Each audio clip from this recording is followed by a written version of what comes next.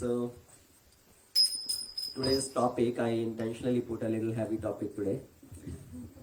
Anybody know what is the topic today? Difference in miseries faced by devotees versus non-devotees. When we see misery, sometimes devotees also seem to be going through some challenge, some misery, and we see people outside in the world also they are suffering. So what is the difference? Is it same thing? Right? So that is our today's topic. It will going to be a little more discussion format also. So please participate.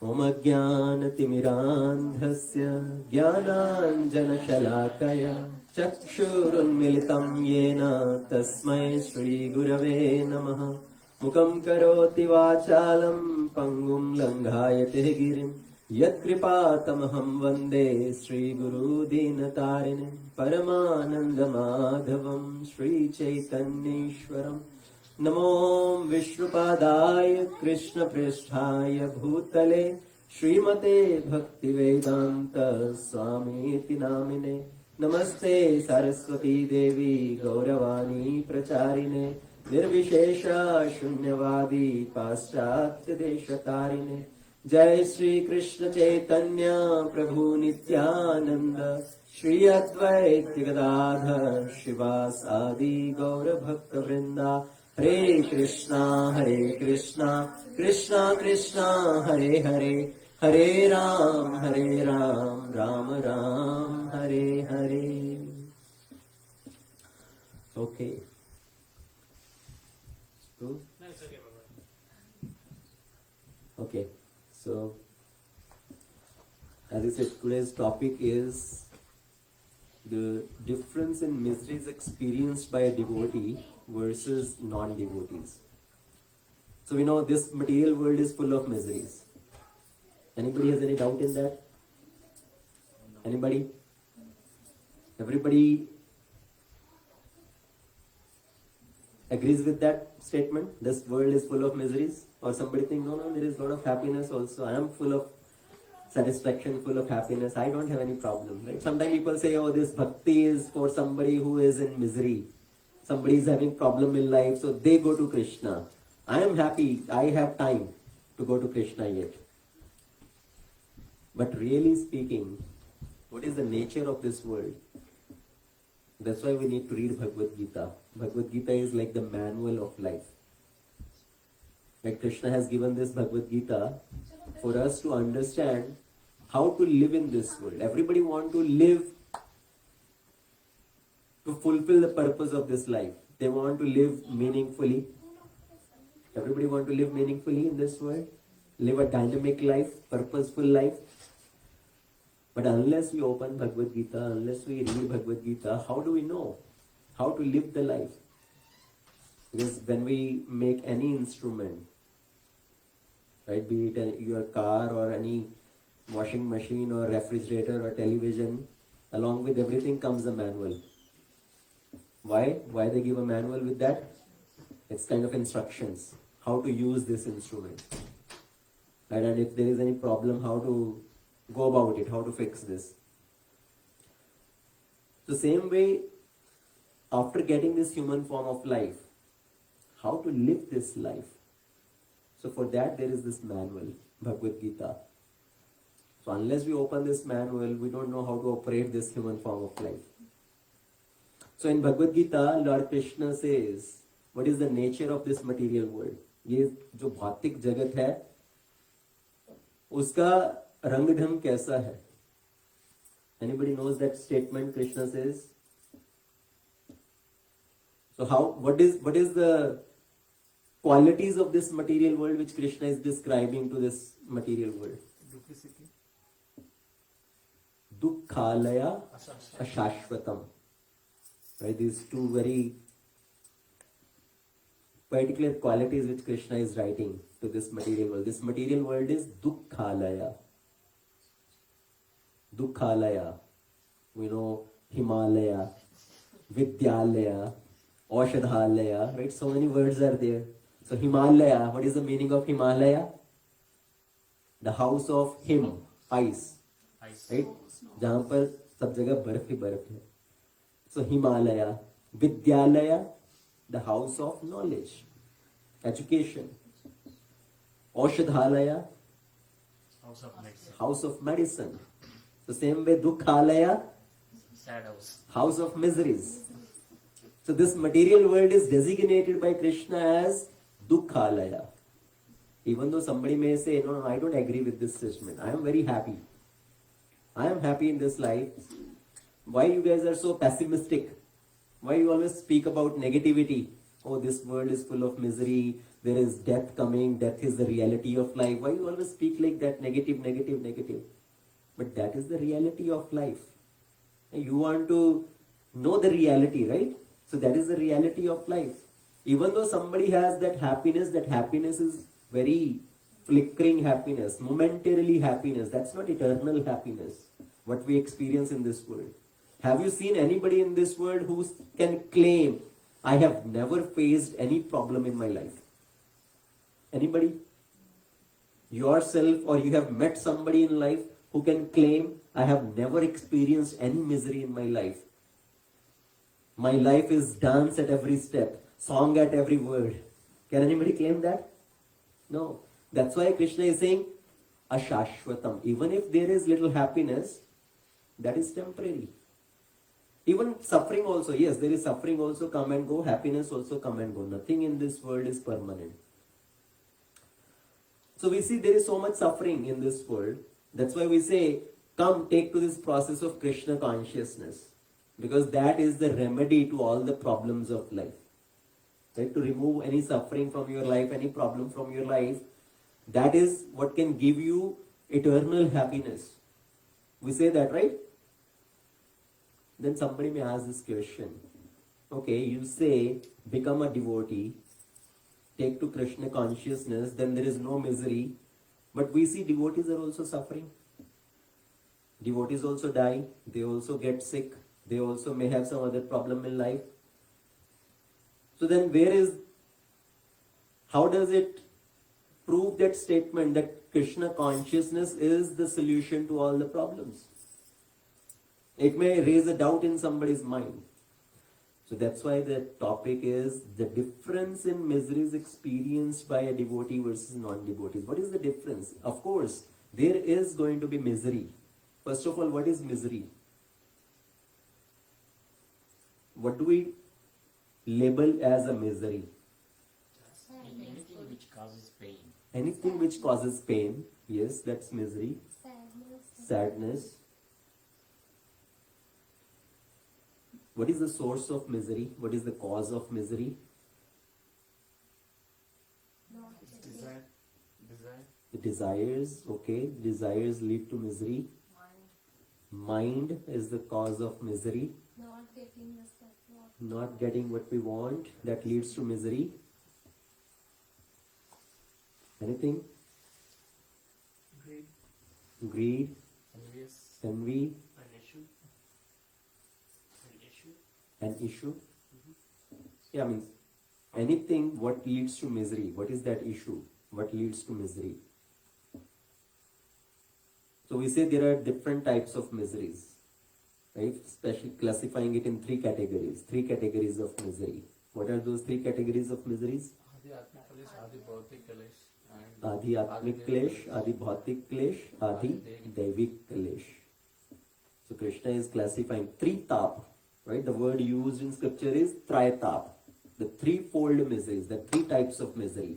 Adi Atmik Klesh. The misery is caused by our own body and mind. Our body causes misery, right? Sometimes there is sickness. That's misery caused by body, because body is prone to get sick. You get little virus, little bacteria, you get sick, little cough and cold, you get sick. And I will tell you, the biggest reason I hear people not coming to satsang program is, oh, today we are not feeling well. Or somebody in the family is not feeling well.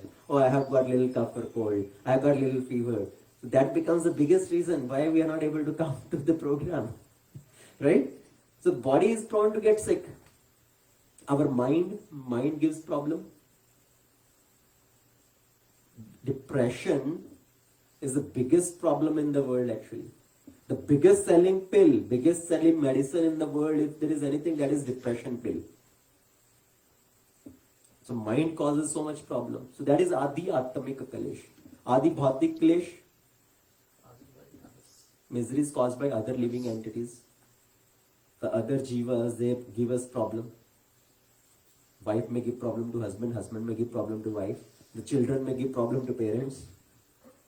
Neighbor may give problem to other neighbor. Even the barking dog in your neighborhood may cause problem to you, right? Steals away your sleep. You want to sleep in the morning and the dog is barking. Even an insect, a mosquito can make your life miserable. Right? In India, the current biggest disease is called dengue, caused by a mosquito.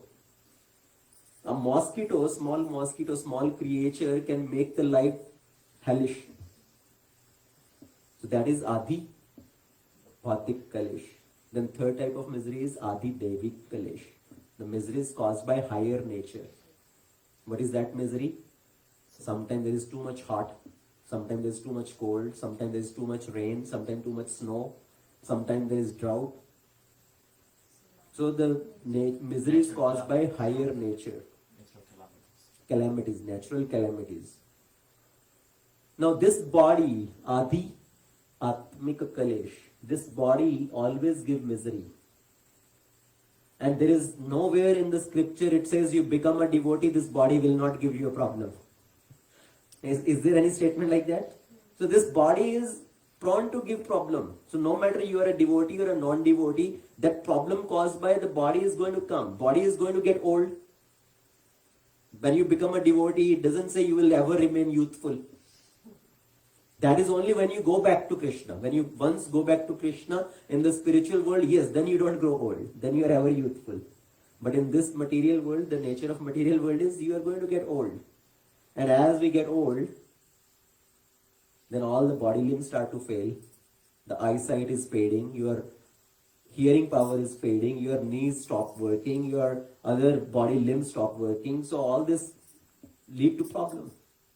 That is going to come no matter if you are a devotee or a non-devotee. But how a devotee perceives these problems. So once there was a very nice discussion between Srila Prabhupada and his disciples. And everybody knows Srila Prabhupada?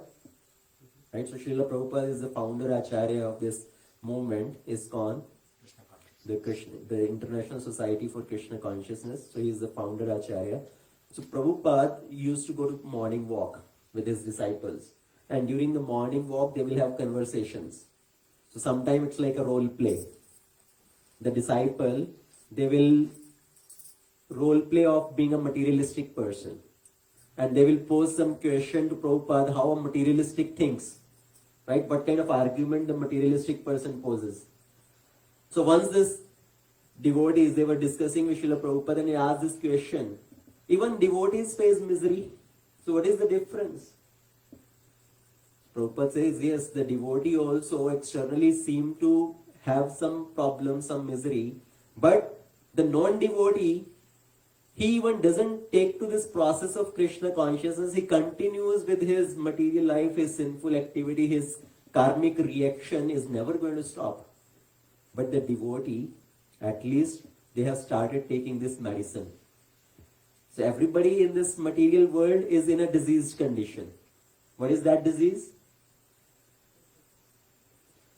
The diseased condition of thinking ourselves to be something which we are not. Right? Thinking ourselves to be this body. We are not the body, we are the spirit soul.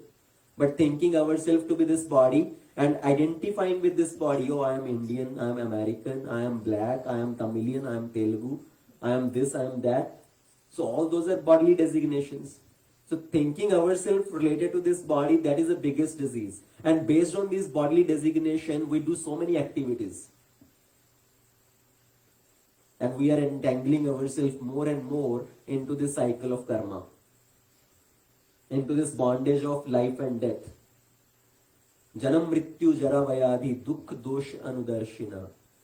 So Krishna says in Bhagavad Gita, one should try to understand the problems in these, the faults in these four things. Janam, Mrityu, Jara, Vayadhi.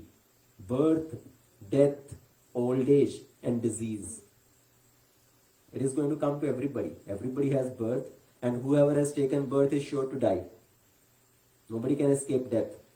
No matter if somebody tries also to become immortal, they also have to die. We have proof from scriptures, right? Hiranyakashipu tried to become immortal. Ultimately, he had to die. Ravana tried to become immortal. Ultimately, he had to die.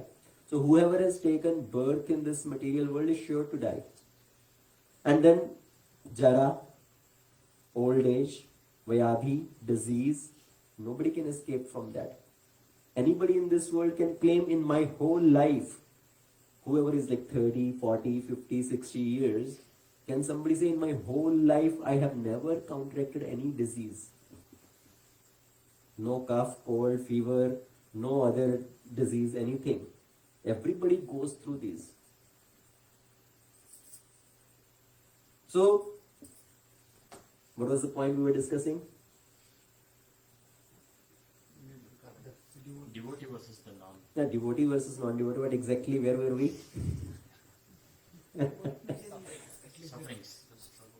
So, this material world, everybody has to go through this suffering. That is the nature of this material world. So, those disciples, they were asking this question that sometimes people challenge, even the devotee has to suffer. Yes, this body is prone to go through these phases, so there will be misery. But the non-devotee who has not taken shelter of this Krishna consciousness process, they continue in this cycle of birth, death, old age, disease. Right? They continue to bind up themselves in the cycle of karma. But a devotee, at least he has started taking this medicine. What is this medicine? Medicine of Krishna consciousness. So at least they have started taking this medicine, and in due course of time they will be relieved from their suffering condition. They will stop the cycle of karma, to stop the cycle of birth and death, and they will return back to their eternal abode of Krishna. So right now, yes, somebody is taking the medicine, their disease will go away. So non-devotee is not even taking that medicine yet. They have not even started taking the medicine. They are continuing with that disease condition. And another point to understand the suffering situation sometime in the life of devotee, it's like we have a previous pile of karma, right? We have a huge pile of karma. And when we take to Krishna consciousness, that whole karma is getting removed. The whole previous sinful reaction that is being burned to ashes when we chant the holy name, when we hear about Krishna. But little lingering, that karmic reaction sometimes is there, which can give some suffering. It's like the fan is turning, fan is rotating at full speed. Everybody has seen fan rotating, right? Fan is rotating at full speed. Even when you turn off the fan, what happens? Will the fan stop immediately? As soon as you turn off the switch, the fan will stop immediately? No. What happens? It takes little time, because the centrifugal force which is going on, slowly it's reducing, and then slowly it will come to stop. So even after turning off the fan, it takes little time. So same way, when we have taken to Krishna consciousness, yes, all our previous karma is getting eradicated, but still sometimes it takes little time to come out of all that cycle. But for devotee, actually that is not the only reason. That is not the main reason why there is suffering in life. Why does suffering come in life of a devotee? Can we say, oh, it's just karma? It's not necessarily just karma. Yes, there may be some little leftover karma which may be giving little suffering, but that's not the main reason. What are the reasons? Sometimes the devotee also may seem to be suffering.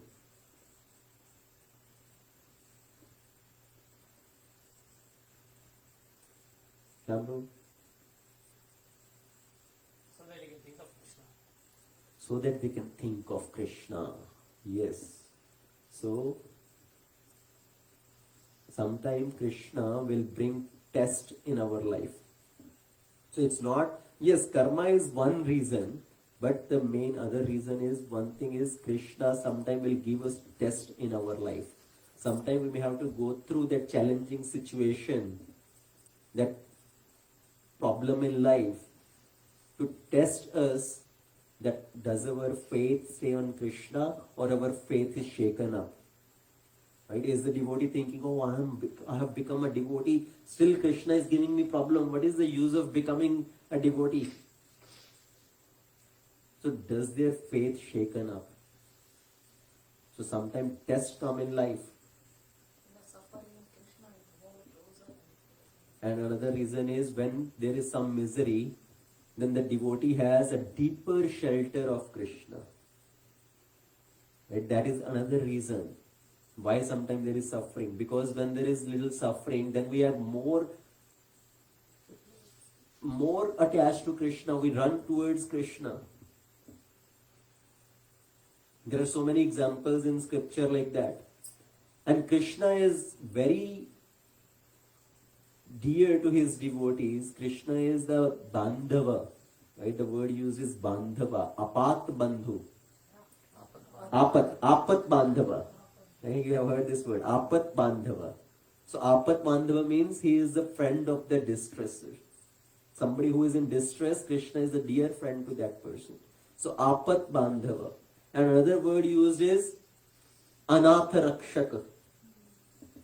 Krishna is the protector of somebody who has no other shelter.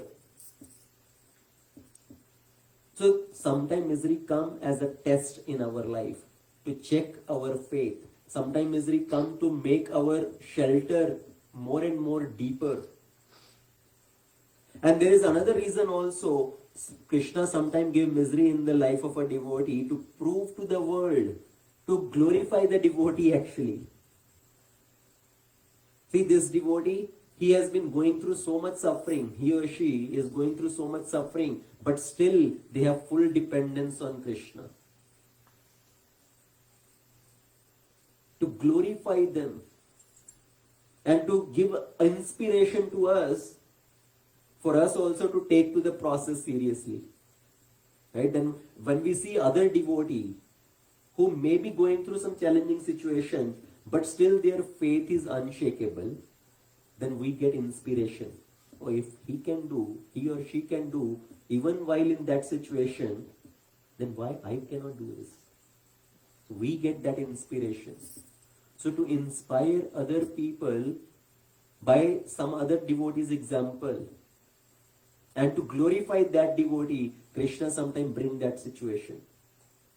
So one should not mistakenly think, oh, the devotee is also suffering and the people outside in the world, non-devotee also suffer. So what is the difference? Difference is in the consciousness. Even though there is a problem in the life of a devotee, but he has full faith on Krishna. Whatever Krishna is doing, actually that is for my benefit.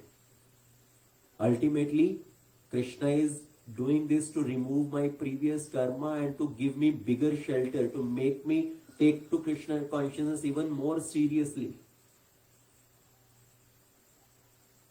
Devotees don't complain more about the sufferings like the normal people like Right.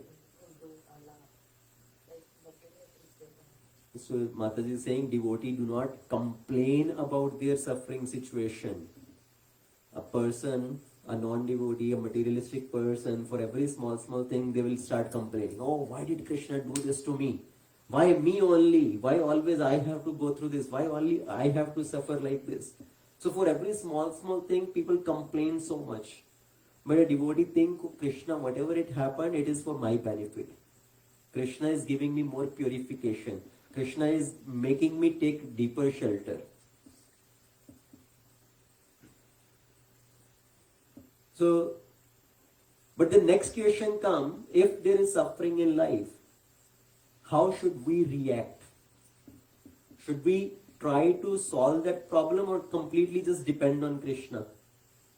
If somebody has a bodily problem, some health problem or some other financial problem or some problem, should we fully depend on Krishna, not do our part at all, or should we try to endeavor to solve that problem? Try to solve our problem. We have to try to solve our problem? No? Both, we have to do our endeavor But faith and is the also one thing, depends on Krishna. Yes. So the right answer is actually, yes, we have to do our endeavor, but while being dependent on Krishna. both. Right? There is a very famous statement. It says, anybody knows that statement? When some misery comes, sometimes people say, सब पूरा भगवान के ऊपर छोड़ दो. Sometimes people say, God help those who help themselves. Right? भगवान उनकी सहायता करते हैं जो अपनी सहायता स्वयं करते हैं. God help those who help themselves. So what is the meaning? What is the intention of this statement? Yes, we also have to do our endeavor. And then Krishna will also help us. But while we are doing our endeavor, we have to depend on Krishna. That Krishna is giving me intelligence, first of all, to understand this problem. And then Krishna is giving me intelligence to act on this problem, to try to solve this problem. He is giving me the strength. He is giving me the intelligence. If somebody just artificially thinks, oh, I don't have to do anything, ultimately Krishna will solve the problem. Krishna will do whatever he wants to do. I don't have to do anything. But this statement says, भगवान उनकी सहायता करते हैं जो अपनी सहायता स्वयं करते हैं. Once there was a boy, he was walking on the street. And from the front, there was one elephant coming, mad elephant coming. On the elephant, there was what is that person called? Mahavat. Right? So he was sitting. And as this child is coming in front, that Mahavat was calling out loudly, get away, get away, get away, this elephant has gone mad. Go out of the way. And this child is looking and he's listening everything, but he is not doing anything. He is just still standing there. He was thinking, see, God is everywhere. God is inside my heart. God is in that elephant's heart also. God is in Mahavat's heart also. So if God loves everybody, why will God hurt me? God is everybody. God is in that elephant also. So God will protect me. He just stood there.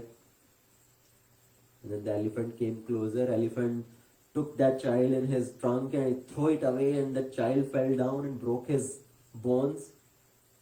And this child was later complaining. The child means little grown up teenager child, so he was complaining later. Oh, God did not save me. God did not do anything to help me. So he went to his guru and complained about this, and guru said, see, the Mahavat who was sitting on that elephant, didn't he call out, get away, this elephant has gone mad? Yes, he did. So why you did not listen to him? So God is present in him also, and through him God was telling you, you get away. So why you did not listen? God was there to help you through him. But you did not respond to that. You did not accept that word. So God tried to give us indication, right? Krishna tried to help us in so many different ways. And there is another very peculiar statement which surprises me so much. People will say, when Krishna wants, then we'll take to this bhakti. Then we will also come to temple. Then we will also engage in bhakti. When Krishna wants it. You mean Krishna doesn't want it right now? Krishna is already telling in Bhagavad Gita, Sarva dharman parityajya mam ekam sharanam vraja aham tvam sarva papebhyo mokshishyami ma shucha. That is Krishna's will. Krishna is already willing that you take shelter of Krishna, you come to Krishna. But we think, oh, when Krishna will inspire me. So what is that inspiration are we looking for? Are we looking for Krishna will come to our door and ring the doorbell? Gupta ji, Sharma ji, take to my bhakti, become my devotee. So Krishna give us instruction, give us inspiration in so many different ways. What if Krishna is talking through you, right? And he want to convey something to me. What if Krishna is instructing through the Mataji, he want to convey something.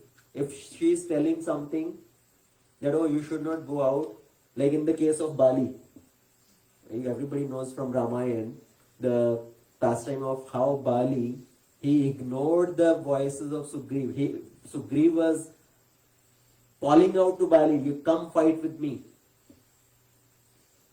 And Bali's wife Tara was telling him that, no, you don't go. How come Sugriv all of a sudden, he got so much courage and he is calling out to you, aapko lalkar raha hai bahar aake. I have heard that Ram is on the side of Sugriv. And Bali completely neglected, ignored the statements of Tara. So what can Sugriv do to me? And he came out and he was killed. So, and then at the end, Bali was complaining, why did God do this to me? Right? Why? What was my enmity with Ram? Why did Ram kill me like this? And Lord Ramachandra asked him, didn't your wife try to instruct you that time? And you still rejected, denied her instruction, and you came out. So sometimes God may give us instruction, inspiration in many different ways. So what is the ultimate goal? That we need to take shelter of Krishna, and how to take shelter of Krishna.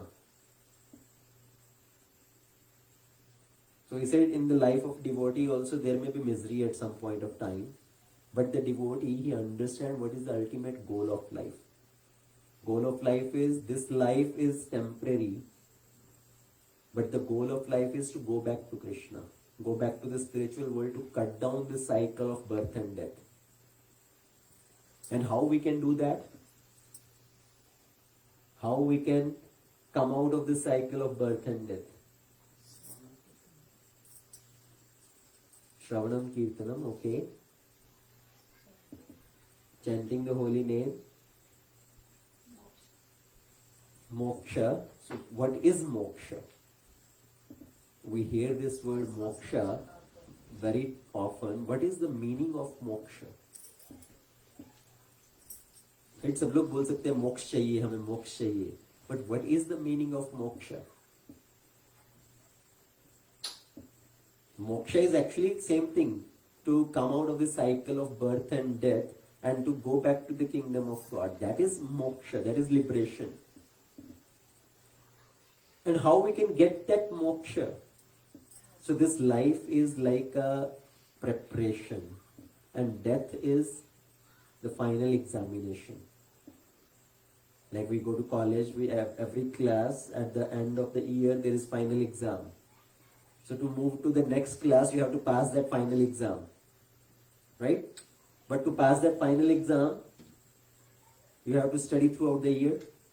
You have to do your assignments, you have to do your homework, midterm exam, you have to attend the classes, lectures, and then you can pass in the flying colors at the end. So same way, this life is preparation and death is examination. To pass the final test, what is needed? So if we can remember Krishna at the last minute of our life, that is the perfection of life. Right? That is passing the final exam of this life. Krishna says, Antakale cha mameva smarana muktoha kalevaram. So where if somebody remembers me at the time of death, then he will come back to me. So then you pass that final exam and then you move on to the next destination, which is the spiritual world. Doesn't external force also helps there? Yes, external force also helps. And Krishna says that also. If a devotee is in such a situation that you are not able to remember me at the time of death, but you have prepared yourself throughout the life, I will remember you at the time of death. Even the devotee cannot remember me, but I will remember you. But for that, we have to prepare throughout the life. ऐसा नहीं है कि okay, Krishna says अंतकाले च मामेवा, you remember me at the time of death, and then we can think, okay, all my life I will enjoy, make merry, and then at the final, when that moment comes, then I will say Hare Krishna, and then I am eligible to go back to Krishna. Can that happen? See, if a child doesn't study throughout the year, at the final exam, just 10 minutes before the exam, he tried to open all the pages of the book and he's getting very nervous. Oh, now I want to remember everything. In the last 10 minutes, can he remember everything? Whatever was taught in the whole year? For that, he has to study throughout the year, right?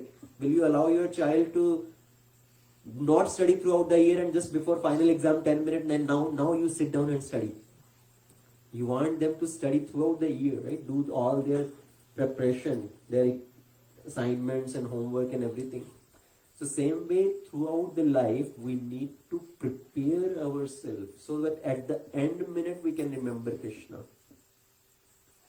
So just last week we had this incident of Nayan Sundari Mataji who passed away at the age of 40, and for many devotees it was like an inspiration how this whole incident happened, how she was completely detached and everybody is chanting surrounding her, and the way she left the body.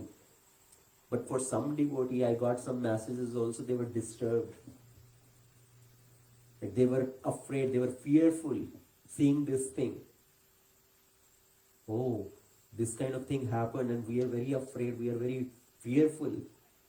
And I said, why? Because this is the reality of life. Everybody has to meet the death at some point of time. But it matters how somebody leaves the body, that is what matters. What is their consciousness at the time of death, that matters. So we need to prepare ourselves throughout the life to pass that final exam. It's not that, okay, at the end of the minute we can just say one time Krishna. To say that one Krishna at the end minute, that requires lifetime of preparation. Just I will give you a very simple example.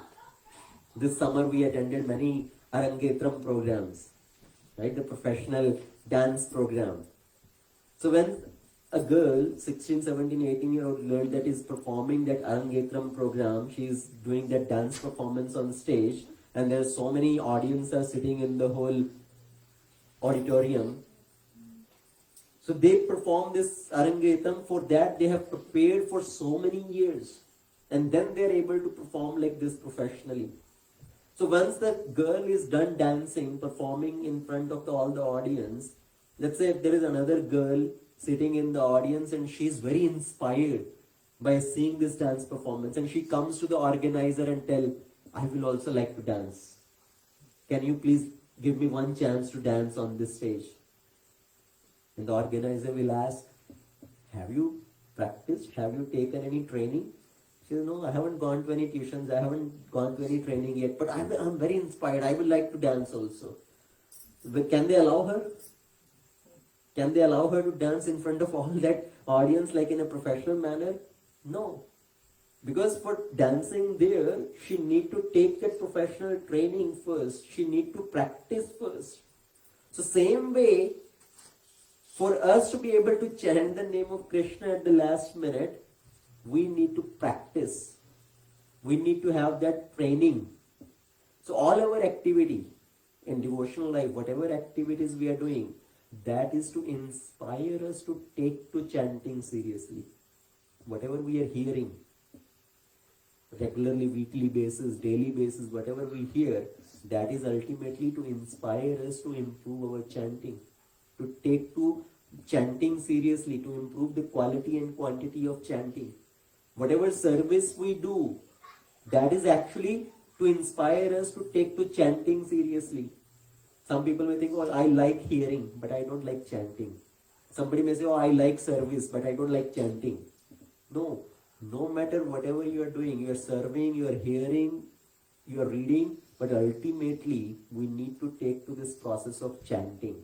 Because at the last minute, this chanting is what is most important. To be able to chant the name of Krishna, to be able to utter that name, Krishna, when you leave this body. That is most important.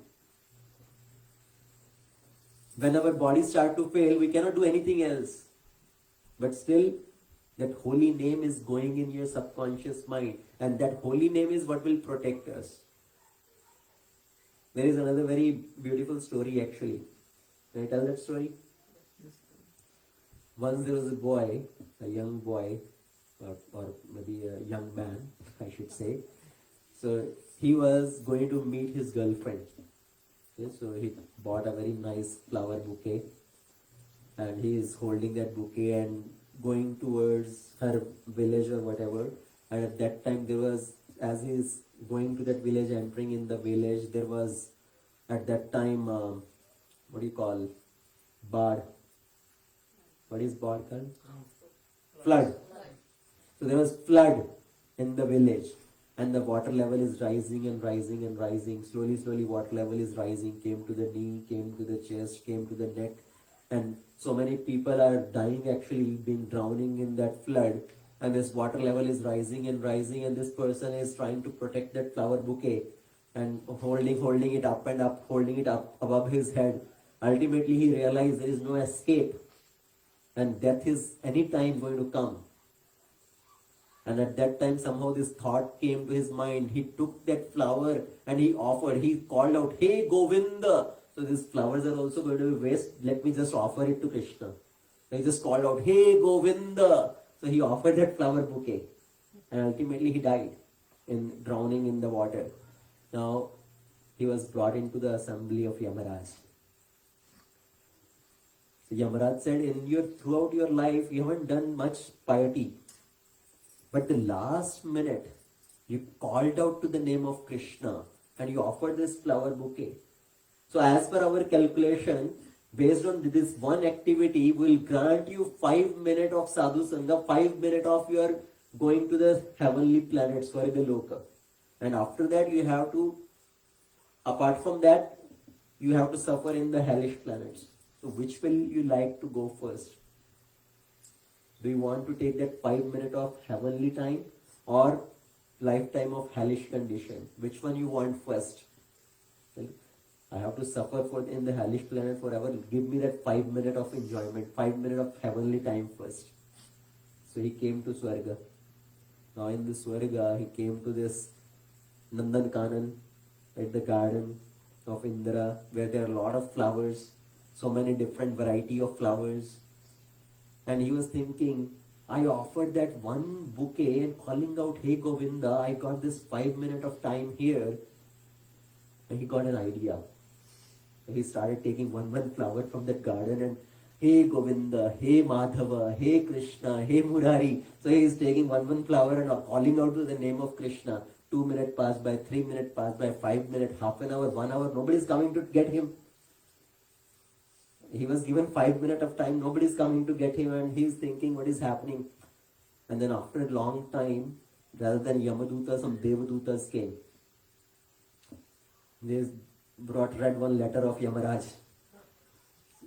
Because you have been calling out to the name of Krishna, this 5 minutes you spent like that, so your passage to hell is cancelled. You will stay here forever. And if you continue like this here, engaging in the process of bhakti, then you can go to Goloka also. Then you don't have to come back again. So what was the moral of the story is that last minute chanting one name, because he has not practiced, but last minute he chanted, he was given another opportunity. Like Ajamil's pastime, Ajamil's story also. How many of you know the story of Ajamil from Srimad Bhagavatam? He was a very sinful person. Actually, he was born as a Brahmana. But he gave up his Brahmana culture. He fell in love with the prostitute, brought her home, kicked out his parents, kicked out his young wife, started living with this prostitute. Through her, he had many children. He was engaging in all this gambling and drinking and everything. But somehow, because in early life he had taken to some Brahmanical culture, done some Vedic mantra recitation and all, with the inspiration of some sages, he named his youngest son as Narayan. And at the time of death, when the 3 Yamadutas came in front of him, he called out the name of his son Narayan out of attachment. "Narayan, save me! Narayan, save me!" And immediately Vishnu Dutas came. So there was an argument between Yamadutas and Vishnu Duta. Finally, Yamadutas went back and Ajamila was given second chance. Because he uttered the name of Narayana, he was given a second chance. So then he gave up all his other activities. He went to Haridwar. He took the association of devotees. He took to the process of chanting the holy name. And ultimately then he attained to the spiritual planets. So the last thought, the law of last thought. If we remember Krishna at the time of death, then you go back to Krishna. And if you remember anything in this world, based on your attachment, wherever your attachment is, then that state you will attain. Yam yam vapi smaran bhavam tyajate ante kalevaram tam tam eva eti kaunteya sada tad bhava bhavita. Right? That state one will attain for sure. So here in this context, I was going to mention actually Krishna is known as Apat Bandhava. He is known as Anath Rakshaka. That Krishna protect his devotee, Krishna take care of his devotee who has no other shelter. In that reference, actually Kunti Maharani referred to one verse from Srimad Bhagavatam. Right? In Srimad Bhagavatam, Kunti Maharani is reciting one verse. First canto, 8th chapter, there is a beautiful verse. Kunti is saying that Krishna, even for his parents, Devaki, Vasudeva, who were in the prison house, that Krishna removed them. Krishna freed them from the prison house. Krishna did not protect the 6 children of Devaki. But for me, Krishna has taken care of us in all situations. Krishna has protected us from all the dangers. For us, Krishna was always there. And why? Because I was completely anath. I have no other shelter. I was completely under the shelter of Krishna, and Krishna completely protected us. But for Devaki, because Devaki's husband was there, Vasudeva was there, she is there to take care of Devaki. She is not completely as anath. But for us, Krishna completely protected us in all situations.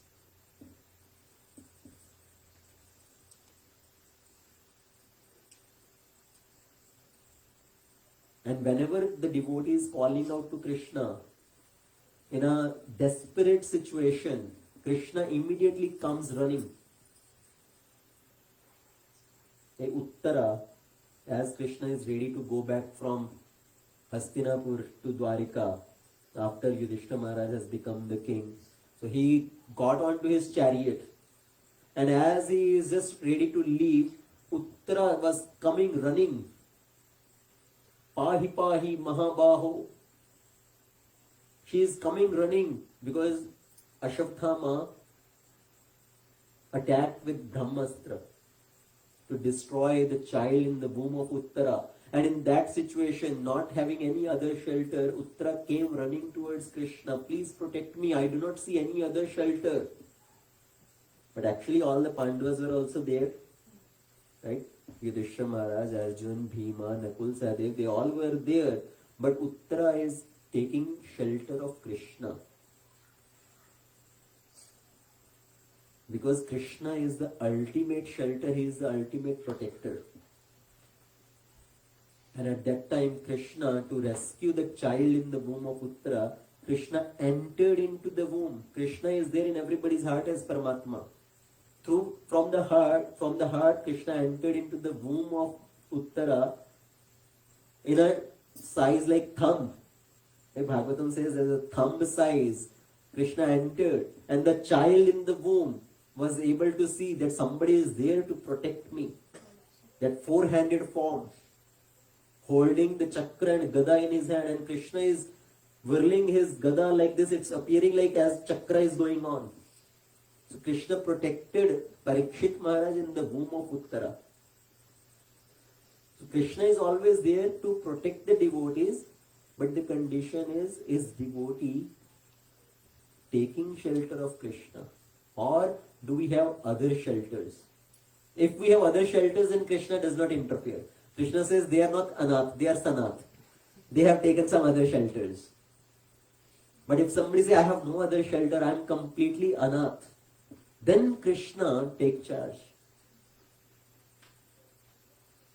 So yes, we can also from our side, we can do our endeavor, but again, by fully being dependent on Krishna. I will read one verse and then we will end it here. This verse is very wonderful verse actually.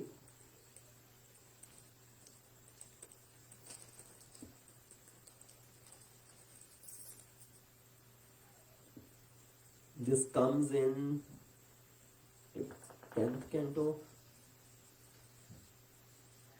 Yes, 10th canto, 14th chapter, 8th verse. तत्ते अनुकंपां सुसुमिक्षमानो भुञ्जान एवात्मकृतं विपाकम् हृतवाक् पिपुर्भिर्विदधान् नमस्ते जीवेत्य मुक्तिपदे सदाय भाक्. So what is this verse saying? My dear Lord, one who earnestly waits for you to bestow your causeless mercy upon him, all the while patiently suffering the reactions of his own past misdeeds and offering you respectful obeisances with his heart, words and body, is surely eligible for liberation, for it has become his rightful claim. This is 10.14.8. So a devotee always patiently, just whatever, if there is problem also come in life, any misery also come in life, just patiently going through that problem, thinking, oh, this is because of my own past misdeed, and Krishna is trying to remove the quota of my past karma. And ultimately, actually, devotee think I was to suffer bigger misery, but out of Krishna, he has minimized the suffering. Otherwise, I could have suffered so much. Krishna has minimized that suffering.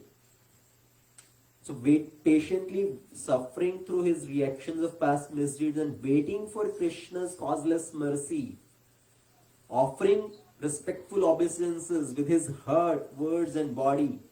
Hrit vak vapurbhir vidadham namaste. So that person becomes eligible for liberation, for it has become his rightful claim. So tatte anukampa.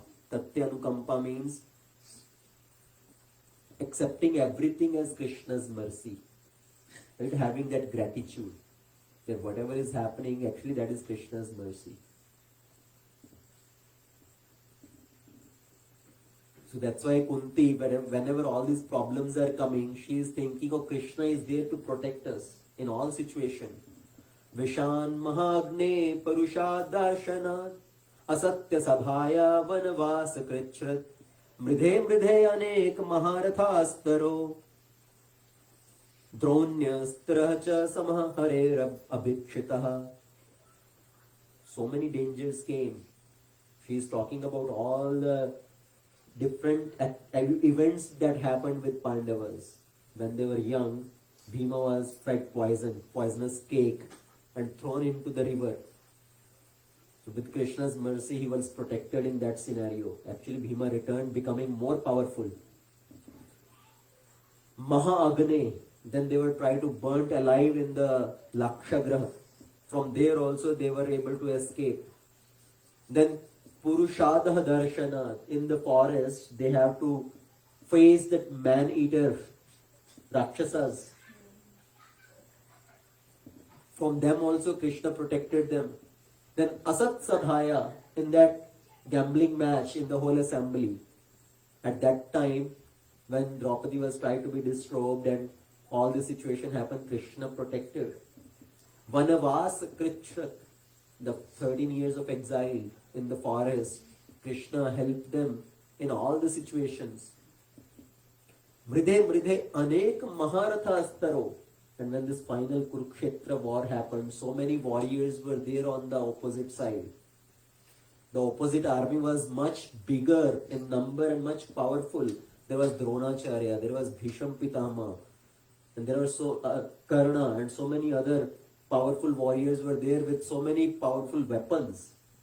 But Krishna protected from all these different situations, and because of Krishna, they emerged victorious. So Kunti is saying, even though all problems came in our life, but Krishna was always there for us to protect us.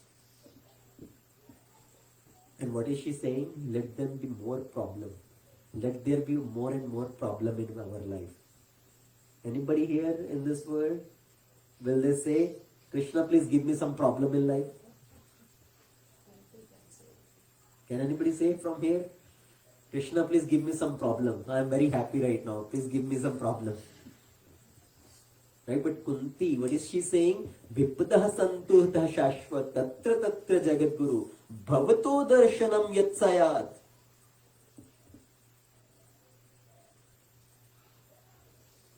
Why give me problems? Because when we have problem in our life, then we have surety that we will have the opportunity to take your darshan. Apunarbhava darshanam. So is she really calling for misery?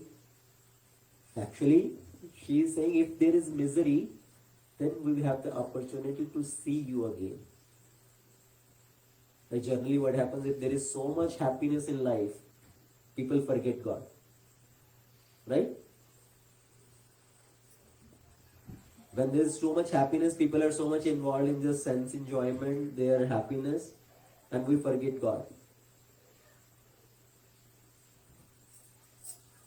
So much of anything is not good. Even happiness of also, if it's too much, अगर उसकी भी अति हो जाए, that happiness is also not good. Because then we forget Krishna and we just completely engage in enjoyment. So that's why if there is little problem in our life, then that helps us to remember Krishna, to take shelter of Krishna. That's why Krishna sends some test in life sometimes. Some little problem, so devotee can take a deeper shelter. Okay, so ultimately in conclusion, why problem come in life of a devotee? Give me 4 reasons. Summary. Desire. No, just based on lecture. We don't want to start the class again.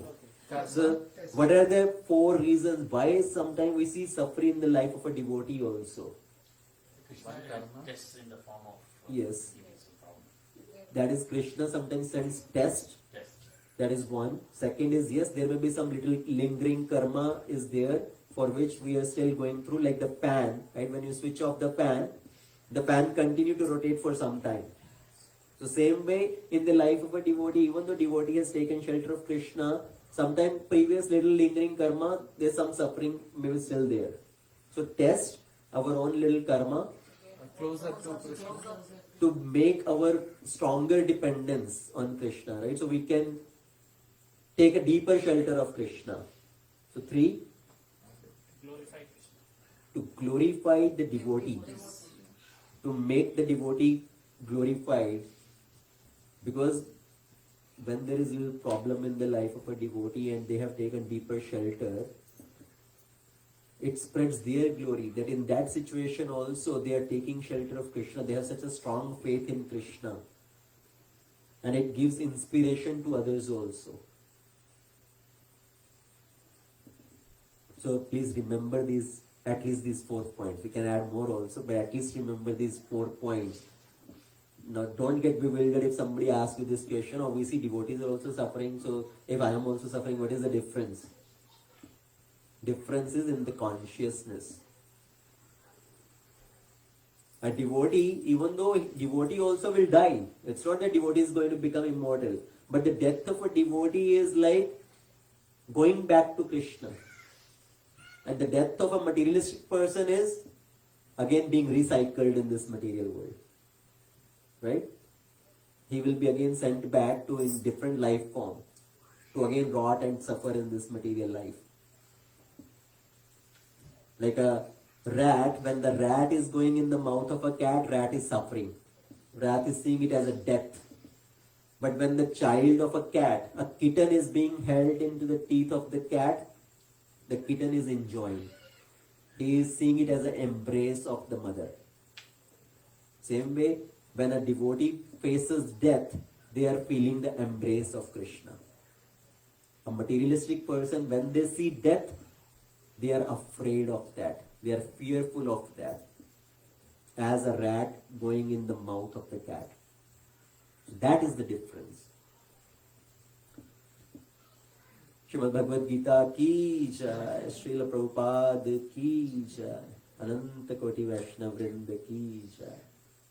Okay, so thank you very much. Anybody has any quick question? I just have a question. Yes, please. So when the gambling match is happening, right? Mm-hmm. Why did Krishna not? Why did he not do anything at that point? Why Krishna did not? Yeah. Why he did not stop the gambling match itself? Yeah. Why did he not at least alert the Pandavas or What could have happened there? I'm just trying to understand what the logic is. So basically, actually, Krishna did not interfere with that because that time Yudhishthira Maharaj did not ask Krishna, should I play this match or not? And Yudhishthira Maharaj was given invitation to come for this gambling match, and he was ordered by Dhritarashtra, who is like a father. Dhritarashtra said, you play this gambling match, and he just accepted the order of Dhritarashtra. So he played that gambling match with the order of Dhritarashtra, and whatever happened, Yudhishthira Maharaj did not get any sinful reaction for playing that gambling match, because he played by the order of Dhritarashtra.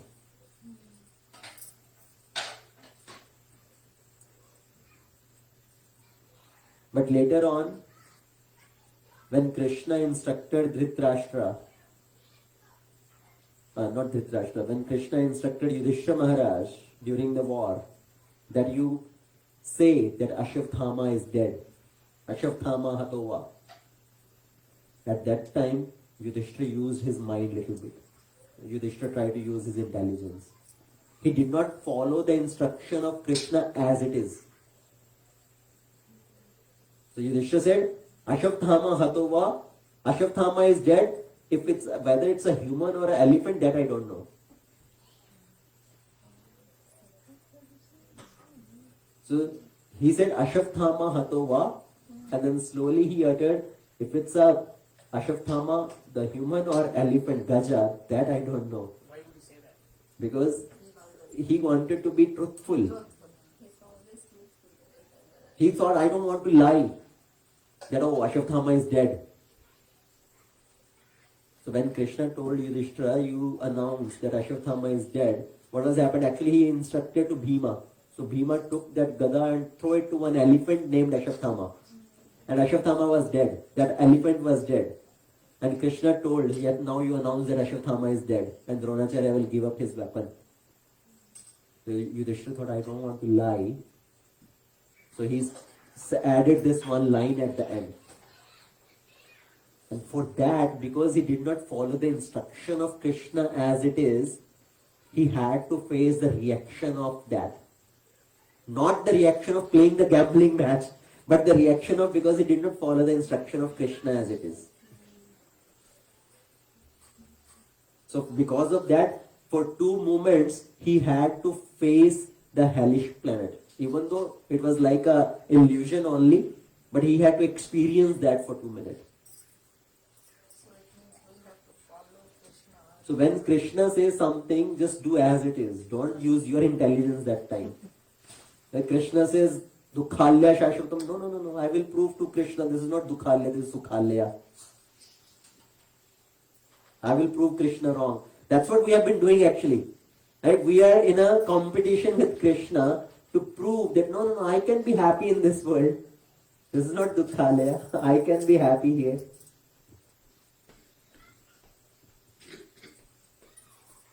Okay? Anything else? Thank you. Okay. Hare Krishna. Srinivas, any question? So we hope and we pray that you keep coming. Keep giving us your association. Okay, so thank you very much. Srila Prabhupada ki jai.